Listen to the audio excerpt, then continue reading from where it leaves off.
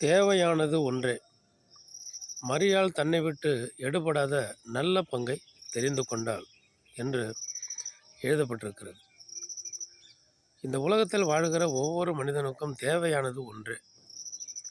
இந்த பூமியில் கஷ்டத்தோடும் சஞ்சலத்தோடும் போராட்டத்தோடும் கண்ணீரோடும் பலவிதமான காரியங்களோடும் நம்ம வாழ்கிறோம், கஷ்டப்படுகிறோம், உழைக்கிறோம், வாழ்கிறோம்.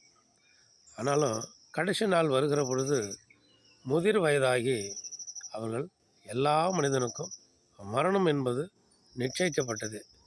யாரும் மரிக்காமல் இருக்கவே முடியாது. அது 100 வயதாக இருந்தாலும் 120 வயதாக இருந்தாலும் 150 வயது அதிகப்படியாக வாழ்ந்தாலும் அவர்களுக்கு அதன் பிறகு மரணம் என்பது கட்டாயம் உண்டு.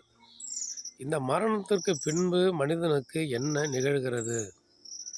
தேவையானது ஒன்றே. தன்னை விட்டு எடுபடாத நல்ல பங்கை தெரிந்து கொண்டால் அந்த நல்ல பங்கு நம்ம செய்கிற தர்மம், தானம், நற்செயல்கள், நற்கிரியைகள், கடவுளுக்கு பயப்படுவது, உண்மையாக இருப்பது, நீதியாக இருப்பது, நியாயமாக இருப்பது, முக்கியமாக கடவுளுக்கு பயந்து வாழ்வது. கடவுளுக்கு பயந்துட்டா எல்லாத்துக்கும் சரியாக இருந்துருவான் ஒரு மனுஷன்.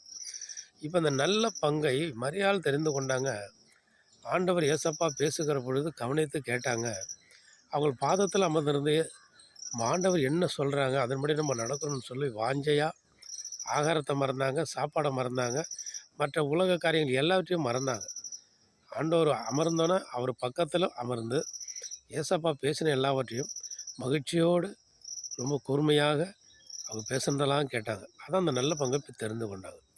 அதே போல் நம்ம வேத புஸ்தகத்தில் நம்ம ஆண்டவர் நமக்காக என்ன எழுதி வச்சுருக்காங்க, அதில் உள்ள நல்ல பங்கை நம்ம தெரிந்து கொள்ளணும். பரலோகத்தில் நமக்கு உண்டான நல்ல பங்கை நாம் பெற்றுக்கொள்ளலாம், அதை வாங்கி கொள்ளலாம்.